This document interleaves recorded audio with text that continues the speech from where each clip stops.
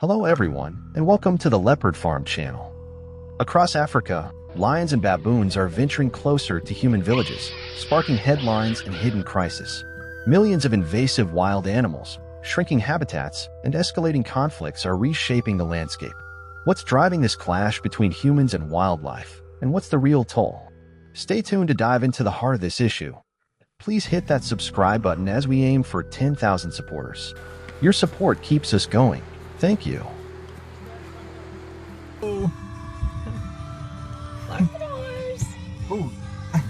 Imagine trekking through South Africa's dense jungles, where every snapping twig or rustling breeze feels like a signal.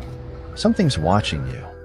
Baboons, sharp-witted, with powerful jaws and lightning-fast reflexes, are among Africa's most cunning and territorial creatures.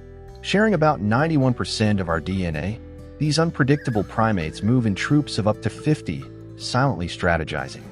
Spot one, and you're likely surrounded. Join us as we explore their world and the growing tension with humans. Fueled by hunger, baboons can be bold and unpredictable, raiding camps or confronting travelers without warning. A wrong move, like making eye contact, running, or showing your teeth, can be seen as a challenge and spark aggression. If you're carrying food, stay calm, gently place it on the ground, and back away slowly. In the wild, respect and preparedness aren't just smart. They're essential for your safety.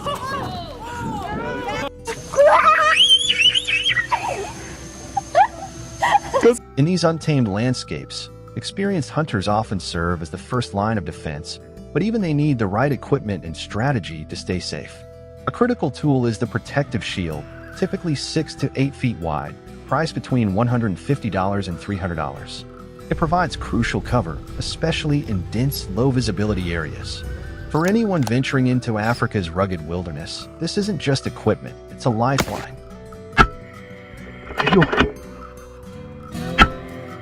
Hunting baboons is no amateur pursuit. It requires permits, sharp discipline, and a deep commitment to preserving the ecosystem. Baboons, with their leopard-like speed and razor-sharp instincts, rank among Africa's toughest quarry. Licensed hunters often turn to precision rifles like the Winchester .308 or H&H Magnum .375, valued for their pinpoint accuracy and stopping power. In this unforgiving terrain, a single mistake can jeopardize more than the hunt. It can put lives at risk.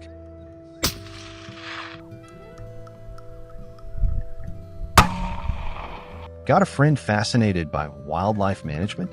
Share this video to spark a conversation about balancing protection with conservation. In places like Kruger and Hengi National Parks, hunting is tightly controlled. From November to March, a handful of licensed hunters work under strict government permits to keep baboon populations in check while safeguarding the ecosystem. By 2025, these efforts have helped stabilize baboon numbers, supporting local agriculture and boosting fragile economies in regions like Limpopo Province. The hunting landscape in Africa is evolving. The crack of rifles is giving way to the quiet intensity of a drawn bow. More hunters are opting for bows and arrows, using fruit-scented bait, crafted from fermented corn and gelatin, to attract baboons effectively.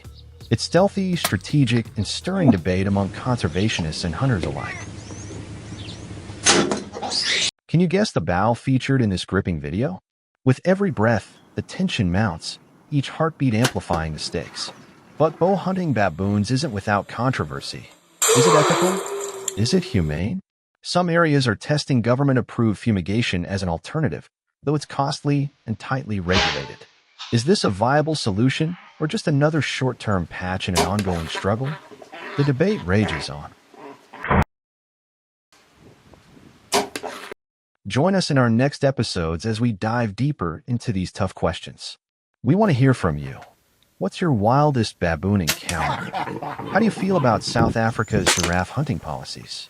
Drop a comment, hit like, share with friends, and subscribe to fuel more stories from the heart of Africa's wilderness. Thanks for watching. But lately, wild boars have been tearing through his fields like a tornado, wrecking crops and his peace of mind. Tired of watching his hard work go down the drain, I jumped in to help. With rifles ready, our trusty hounds at our side, and a crew of local hunters, we set off into the rugged mountains for what promised to be a wild ride. The dense forest was no walk in the park, but our dogs, sharp, loyal, and fearless, led the way, their barks cutting through the silence to warn us of what lay ahead. We pushed deeper into the mountains, every nook and cranny. The thick underbrush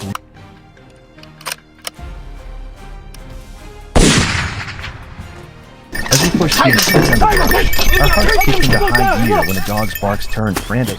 They pinned down a massive wild boar. With a steady hand and years of hunting know-how, I took the shot, dropping the beast in an instant. Even without the dogs, we'd learned to read the land. A faint whiff of musk or a patch of churned-up dirt was enough to snap us to attention. In those split-second moments, instinct took over, and we were ready.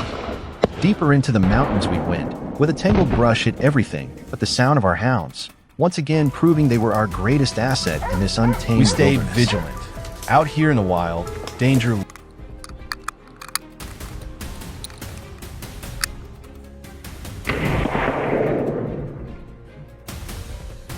A massive wild boar exploded from the dense underbrush, charging toward us with raw, untamed fury.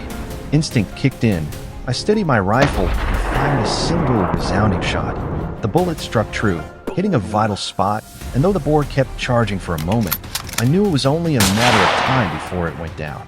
As the rest of the team fanned out, tracking other targets, I caught sight of another boar tearing through the brush. I radioed Delvin, whose hawk-like eyes zeroed in on the fleeing animal. With one precise shot, he brought it down, the boar rolling down the hillside in a cloud of dust. The thrill of the hunt was electric, but danger was never far off. When a third boar barreled straight at me, I had no time to hesitate.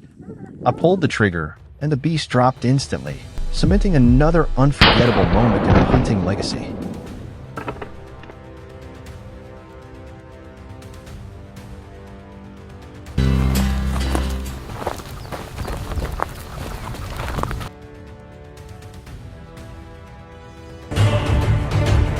As we headed back, a sudden rustle in a nearby grove snapped us to attention.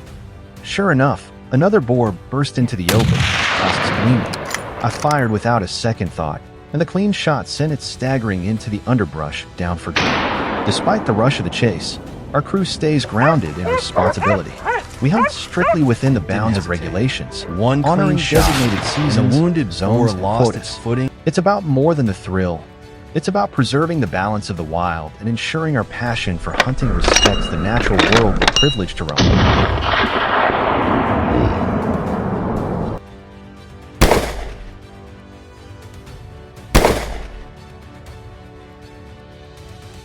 Nestled in southwestern Turkey, Mugla Province boasts breathtaking beaches and rugged, untamed mountains that draw visitors from far and wide.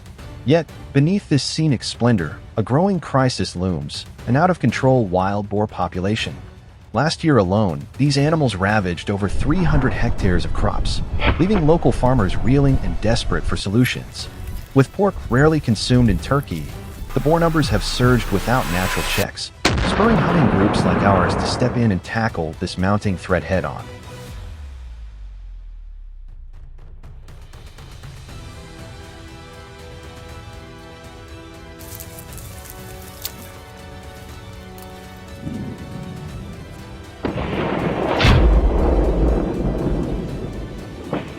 In the heart of Mugla's western mountains, a notorious boar stronghold, we set up our positions, eyes sharp and rifles ready. Almost immediately, a massive boar tore through the brush at breakneck speed.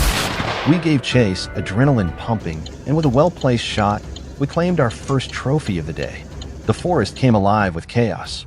Barking dogs, squealing boars, and the crack of gunfire created a heart-pounding symphony. Wave after wave, we brought down several of these hulking beasts, their powerful, muscular frames crashing through the undergrowth like creatures from a primal legend. Moving to a lower hill for a better vantage point, I spotted a formidable alpha boar making its escape. I steadied my breath, aligned the sights, and with one clean shot, sent it tumbling to the ground, a testament to our skill and resolve.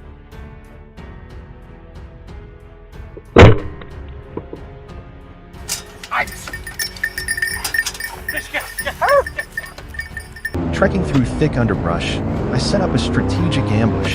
Senses dialed to the max. Suddenly, a wild boar erupted from the foliage, all muscle and fury.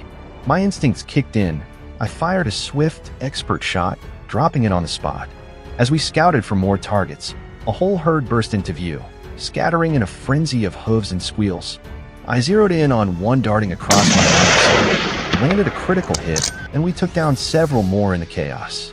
A lone boar made a desperate break along the mountain slope, but I nailed it with a perfect shot, sending it tumbling.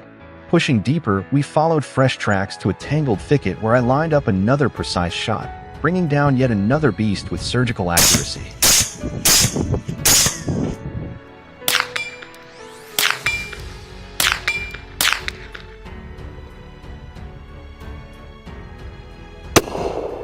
Wild boars breed year-round, each churning out 6 to 12 piglets, fueling a population explosion that devastates crops and threatens farmers' livelihoods. Experts estimate these animals cause up to $80 million in agricultural damage every year. Our hunts, backed by local authorities, are a global effort to rein in this rampant threat and restore balance to the ecosystem. During one heart-stopping moment, a massive boar charged straight at us, tusks gleaming with menace.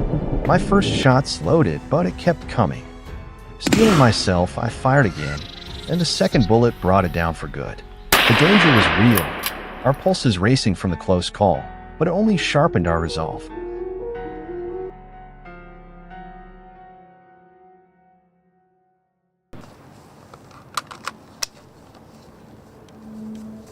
For anyone new to this, solo hunting is a bad call.